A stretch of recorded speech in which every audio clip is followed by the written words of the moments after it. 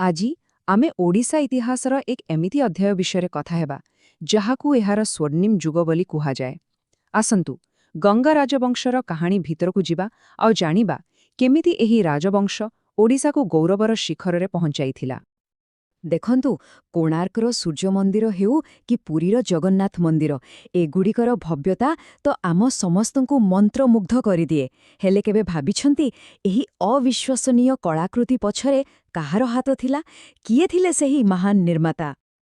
ଆଉ ସେହି ପ୍ରଶ୍ନର ଉତ୍ତର ହେଉଛି ଗଙ୍ଗ ରାଜବଂଶ। ହଁ, ଏହି ରାଜବଂଶ ହିଁ ଥିଲେ ସେହି ମହାନ ଶିଳ୍ପୀ ଯେଉଁମାନେ ପଥରରେ କବିତା ଲେଖି ଓଡ଼ିଶାର ଇତିହାସକୁ ସବୁଦିନ ପାଇଁ ଅମର କରିଦେଲେ। ତେବେ ପ୍ରଶ୍ନ ଉଠୁଛି, ଏହି ଗଙ୍ଗା ରାଜବଂଶ ପ୍ରକୃତରେ କିଏ ଥିଲେ? ସେମାନେ ଥିଲେ ଏକ ବହୁତ ଶକ୍ତିଶାଳୀ ହିନ୍ଦୁ ସାମ୍ରାଜ୍ୟ, ଯାହାକୁ ପୂର୍ବ ଗଙ୍ଗବଂଶ ବୋଲି ମଧ୍ୟ କୁହାଯାଏ। ଆଜିର ଯେଉଁ ଓଡ଼ିଶା ଆମେ ଦେଖୁଛେ ତା ଉପରେ ସେମାନେ ରାଜୁତି କରୁଥିଲେ। ଆଉ ସବୁଠୁ ଆଶ୍ଚର୍ଯ୍ୟକର କଥା କ'ଣ ଜାଣନ୍ତି? ସେମାନଙ୍କର ଶାସନକାଳ ପାଖାପାଖି 400 ବର୍ଷ। କଳ୍ପନା କରନ୍ତୁ ତ, ଗୋଟିଏ ରାଜବଂଶ ଲଗାତାର 400 ବର୍ଷ ଧରି ଶାସନ କରୁଛି। ଏହି ସ୍ଥିରତା ହିଁ ସେମାନଙ୍କୁ ସେହି ସାହସ ଦେଇଥିଲା ଯେ ସେମାନେ କୋଣାର୍କ ଭଳି ବଡ଼ ବଡ଼ ପ୍ରକଳ୍ପ ହାତକୁ ନେଇପାରିବେ। ଏହି ଟାଇମ୍ଲାଇନ୍କୁ ଟିକେ ଦେଖନ୍ତୁ। ଏଥିରୁ ସ୍ପଷ୍ଟ ଜଣାପଡ଼ୁଛି ଯେ ଗଙ୍ଗମାନଙ୍କର 400 ବର୍ଷର ଶାସନ କେତେ ଦୀର୍ଘ ଥିଲା।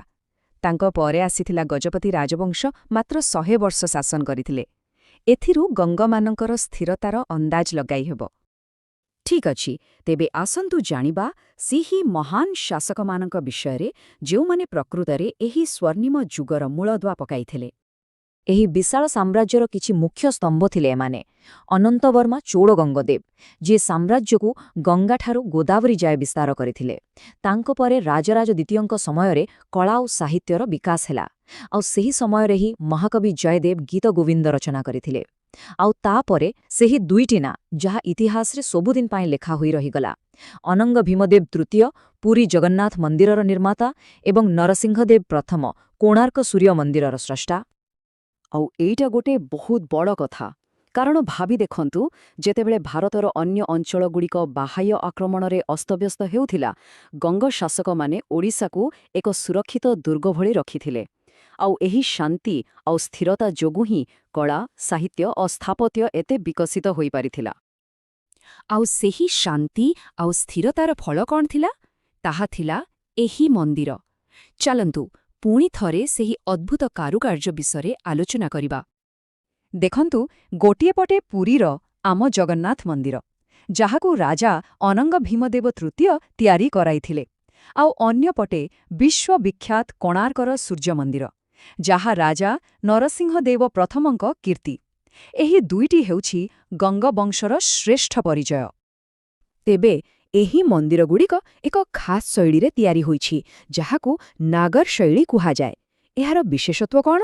ଏହାର ବିଶେଷତ୍ୱ ହେଲା ଉଚ୍ଚ ଉଚ୍ଚ ଶିଖର ବା ଚୂଡ଼ା, ତା ଉପରେ ଥିବା ଆମଳକ ବା ଗୋଲାକାର ପଥର, ଆଉ ସ୍ତମ୍ଭ ଥିବା ସୁନ୍ଦର ମଣ୍ଡପ।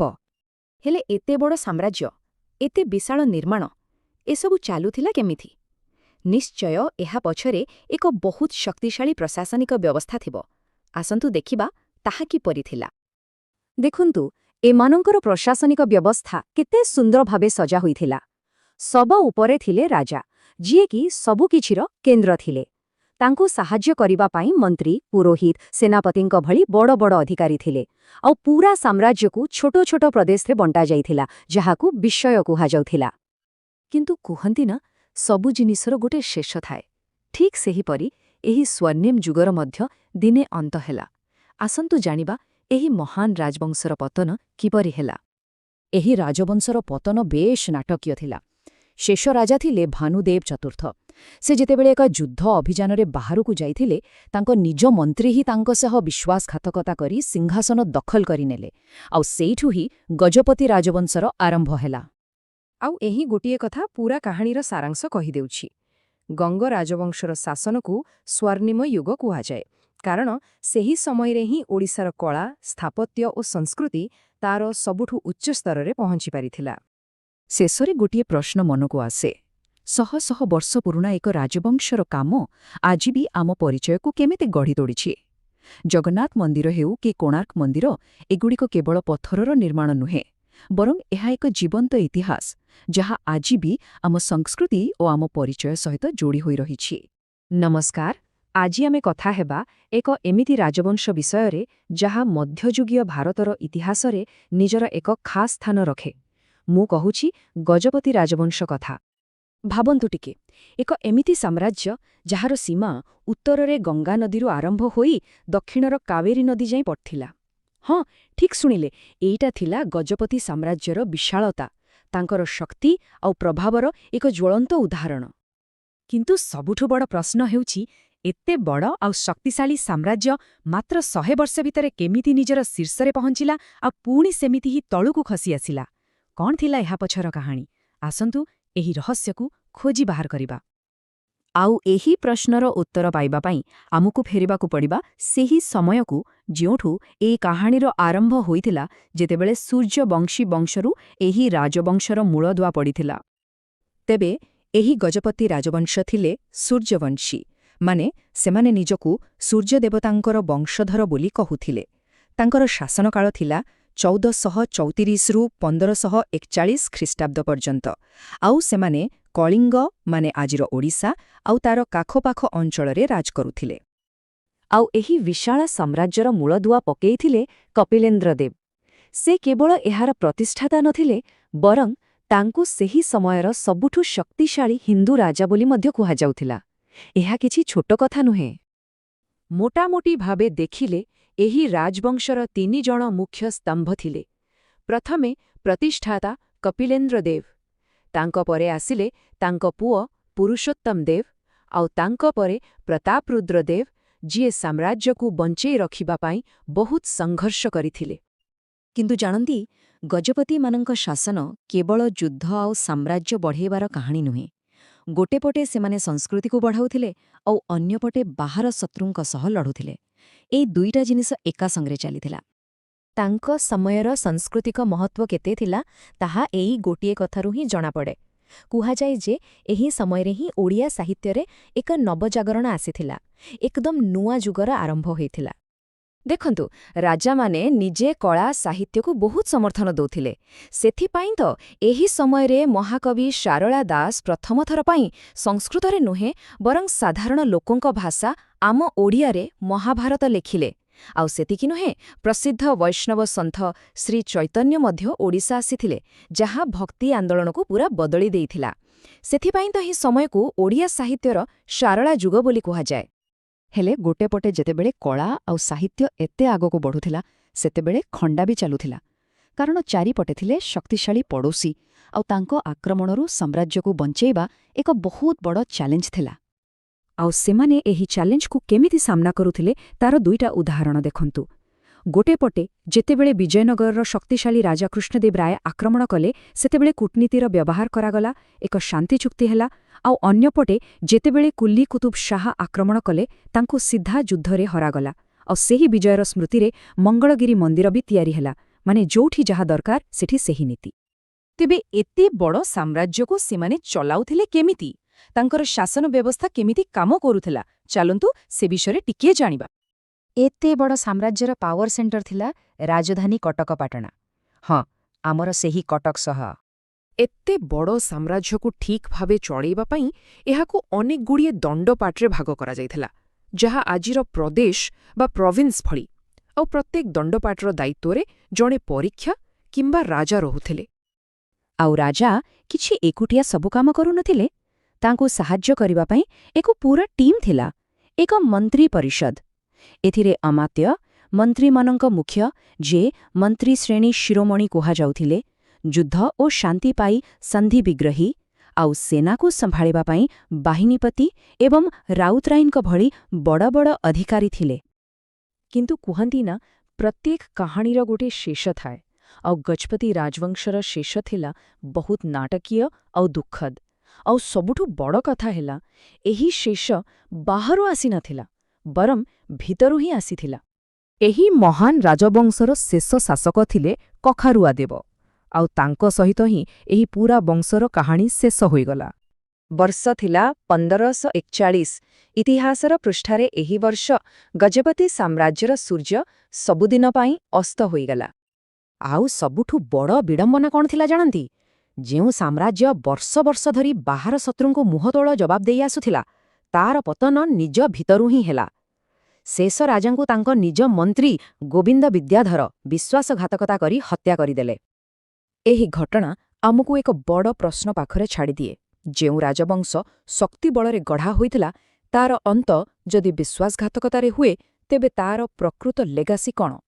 ତାଙ୍କର ରାଜନୈତିକ କ୍ଷମତା ଯାହା ଦିନେ ନା ଦିନେ ଶେଷ ହୋଇଗଲା, ନା ତାଙ୍କର ସାଂସ୍କୃତିକ ବିରାସତ ଯାହା ଆଜି ବି ଆମ ସହ ଅଛି?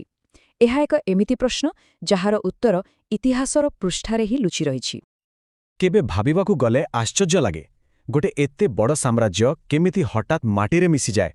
ତେବେ ଚାଲନ୍ତୁ ସେହି ଦ୍ରୁତ ଘଟଣାକ୍ରମକୁ ଟିକେ ପାଖରୁ ଦେଖିବା, ଯାହା ଓଡ଼ିଶାର ଇତିହାସକୁ ସବୁଦିନ ପାଇଁ ବଦଳାଇ ଦେଇଥିଲା। ତେବେ ଗୋଟିଏ ରାଜ୍ୟ କାହିଁକି ବା ଭାଙ୍ଗିଯାଏ? ଏହାର କାରଣ କ'ଣ?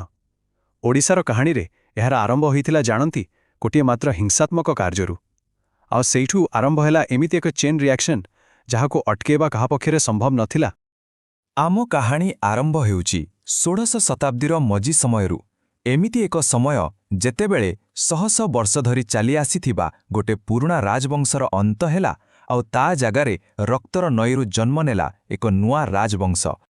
ହଁ, 1541 ମସିହା।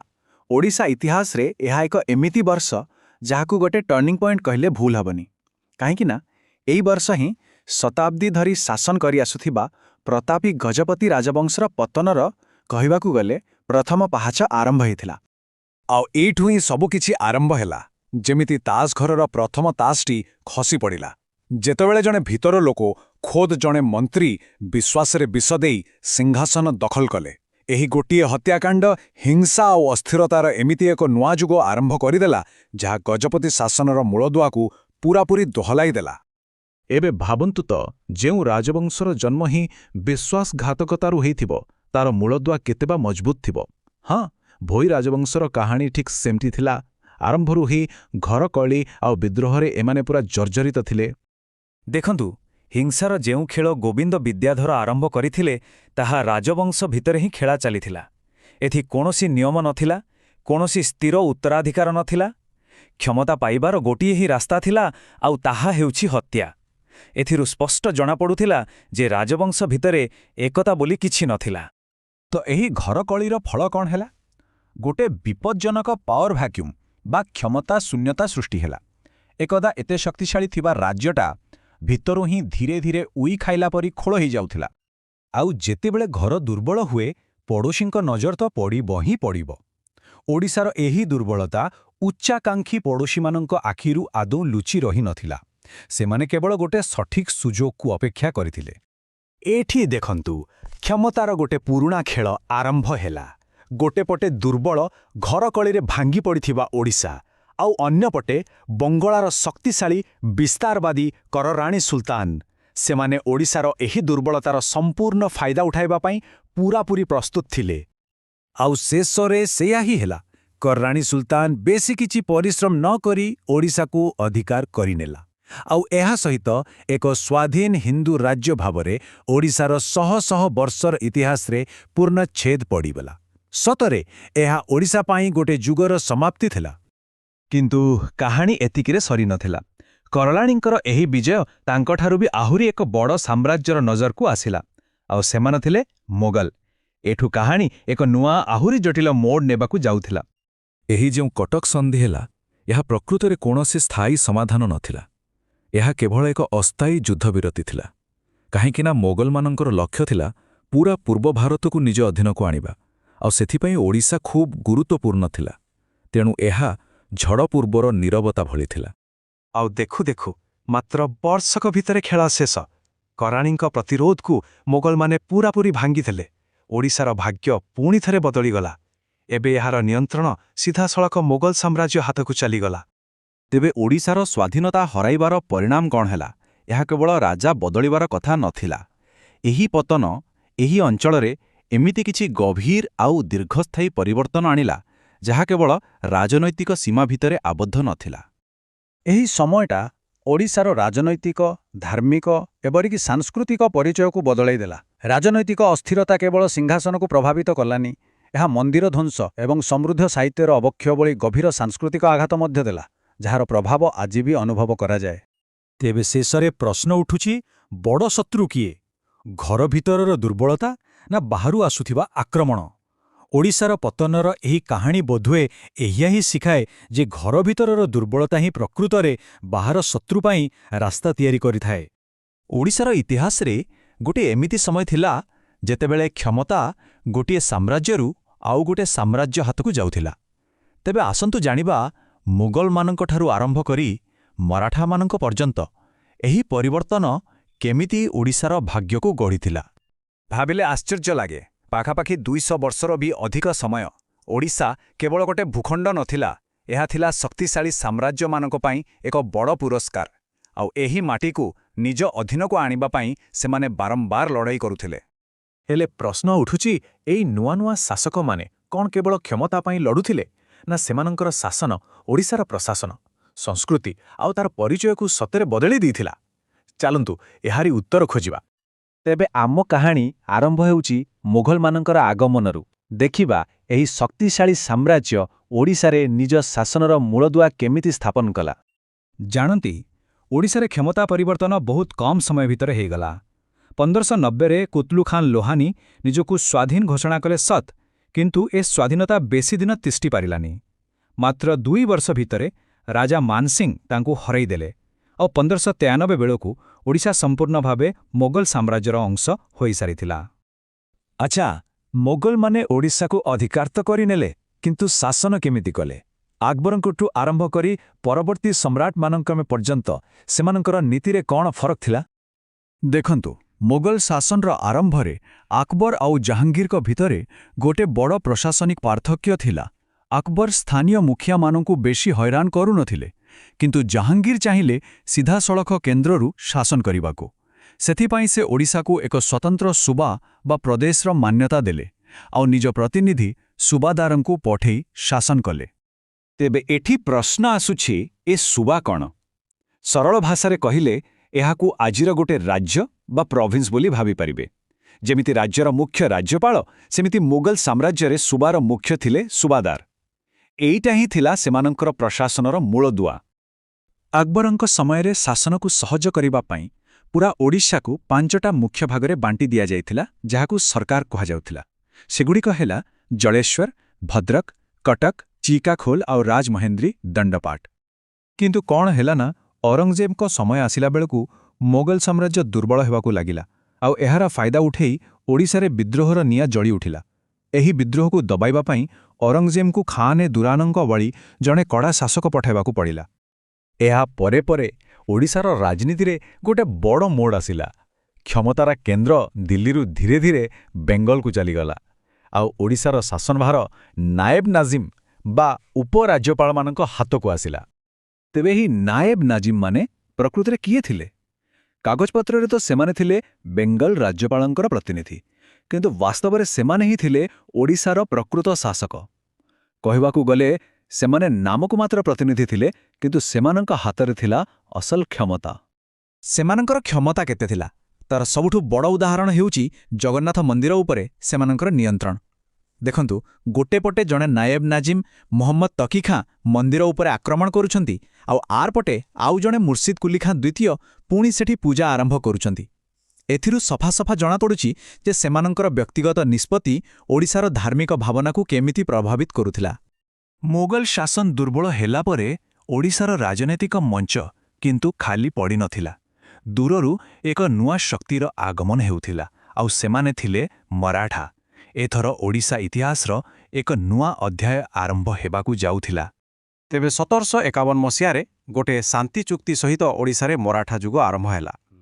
ଏହି ଶାସନ ପାଖାପାଖି ଅଧା ଶତାବ୍ଦୀ ଧରି ଚାଲିଥିଲା, ଆଉ 1793ରେ ସଦାଶିବ ରାଓଙ୍କ ନିଯୁକ୍ତି ସହିତ ଏହା ତାର ଶେଷ ପର୍ଯ୍ୟାୟରେ ପହଞ୍ଚିଲା। ମରାଠାମାନେ ବହୁତ ଚାଲାକ ଥିଲେ। ସେମାନେ ଏକ ଦ୍ୱୈତ ଶାସନ ବ୍ୟବସ୍ଥା ଆପଣେଇଲେ। ସମତଳ ମୋଗଲବନ୍ଦୀ ଅଞ୍ଚଳକୁ ସେମାନେ ସିଧାସଳଖ ନିଜ କଣ୍ଟ୍ରୋଲରେ ରଖି ଟିକସ ଆଦାୟ କଲେ, କିନ୍ତୁ ପାହାଡ଼ିଆ ଗଡ଼ଜାତ ଅଞ୍ଚଳର ରାଜାମାନଙ୍କୁ କହିଲେ, ତୁମେ ଶାସନ କର, କେବଳ ଆମକୁ ବର୍ଷକୁ କିଛି ଟିକସ ଦେଇଦେବ। ଏହା ବହୁତ ଚତୁର ରାଜନୈତିକ ଚାଲ ଥିଲା। ଆଉ ତାପରେ ମରାଠାମାନେ ଏମିତି ଗୋଟେ ନୀତି ଆଣିଲେ ଯାହା ଓଡ଼ିଶା ଆଗରୁ କେବେ ଦେଖିନଥିଲା। ସେମାନେ ଆରମ୍ଭ କଲେ ତୀର୍ଥଯାତ୍ରୀ କର, ମାନେ ପୁରୀକୁ ଆସୁଥିବା ପ୍ରତ୍ୟେକ ଯାତ୍ରୀଙ୍କୁ ସରକାରଙ୍କୁ ଟିକସ ଦେବାକୁ ପଡୁଥିଲା। ଏହା ସେମାନଙ୍କର ରାଜକୋଷ ପାଇଁ ଏକ ବଡ଼ ଆୟର ଉତ୍ସ ପାଲଟିଗଲା। କିନ୍ତୁ ଖାଲି ଶାସନ ନୁହେଁ, ମରାଠାମାନଙ୍କର ସବୁଠୁ ବଡ଼ ପ୍ରଭାବ ଥିଲା ଓଡ଼ିଶାର ସଂସ୍କୃତି ଉପରେ। ସେମାନେ ବୁଝିପାରିଥିଲେ ଯେ ଓଡ଼ିଶାର ହୃଦୟ ହେଉଛି ଜଗନ୍ନାଥ ମନ୍ଦିର। ତେଣୁ ସେମାନେ ମନ୍ଦିରର ପରିଚାଳନା ନିଜ ହାତକୁ ନେଲେ, ମରାମତି ପାଇଁ ପଇସା ଦେଲେ ଆଉ ରଥଯାତ୍ରାକୁ ଏକ ବିଶାଳ ଉତ୍ସବରେ ପରିଣତ କରି ଲୋକଙ୍କର ମନ ଜିଣିନେଲେ। ତେବେ ଏହି 2 ଶତାବ୍ଦୀର ଶାସନ ପରିବର୍ତ୍ତନର ଶେଷ ଫଳାଫଳ କ'ଣ ହେଲା? ମୋଗଲ ଆଉ ମରାଠା ଏହି 2 ମହାଶକ୍ତି ଓଡ଼ିଶା ଉପରେ ନିଜର କିଭଳି ଛାପ ଛାଡ଼ିଗଲେ? ଏଥିରୁ ଗୋଟିଏ କଥା ତ ସ୍ପଷ୍ଟ, ମୋଗଳଙ୍କ ସରକାର ବ୍ୟବସ୍ଥା ହେଉ କି ମରାଠାଙ୍କ ସୁବାଦାର ଶାସନ, ପ୍ରତ୍ୟେକ ଶକ୍ତି କେବଳ ଟିକ୍ସ ଆଦାୟ କରିନାହାନ୍ତି, ବରଂ ନିଜର ପ୍ରଶାସନିକ ଆଉ ସାଂସ୍କୃତିକ ନୀତି ଦ୍ୱାରା ଆଜିର ଓଡ଼ିଶାର ମୂଳଦୁଆକୁ ଗଢ଼ିଛନ୍ତି। ଏହି ଲମ୍ବା ଇତିହାସ ଶେଷରେ ଏକ ଗଭୀର ପ୍ରଶ୍ନ ଛାଡ଼ିଯାଏ। ଶତାବ୍ଦୀ ଶତାବ୍ଦୀ ଧରି ବାହାରର ଶାସନ ସହିବା ପରେ ଓଡ଼ିଆ ହେବାର ଅର୍ଥ କ'ଣ? ଏତେ ସବୁ ସାମ୍ରାଜ୍ୟର ପ୍ରଭାବ ଭିତରେ ଓଡ଼ିଶା ନିଜର ସ୍ୱତନ୍ତ୍ର ପରିଚୟକୁ କେମିତି ବଞ୍ଚାଇ ରଖିଲା? ବୋଧହୁଏ ଏହା ହିଁ ହେଉଛି ଓଡ଼ିଆ ଅସ୍ମିତାର ପ୍ରକୃତ କାହାଣୀ।